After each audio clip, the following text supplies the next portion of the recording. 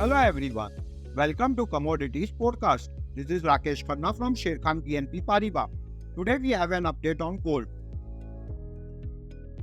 COMEX gold price hike given an upward trend line breakout along with key support at $23.95 level on downside tested the first key resistance base at $2400 level, accompanied by witnessing clear positive signals through MACD, waiting to motivate the price to resume upward till $2450 and $2475 level in upcoming trading session efficiently.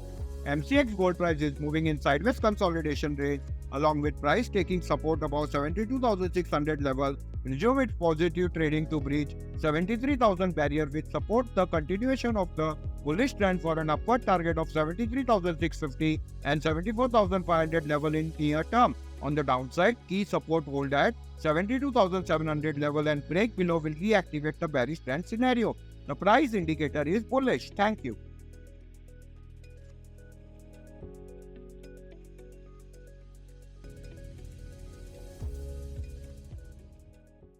Investment in securities market are subject to market risks. Read all the related documents carefully before investing.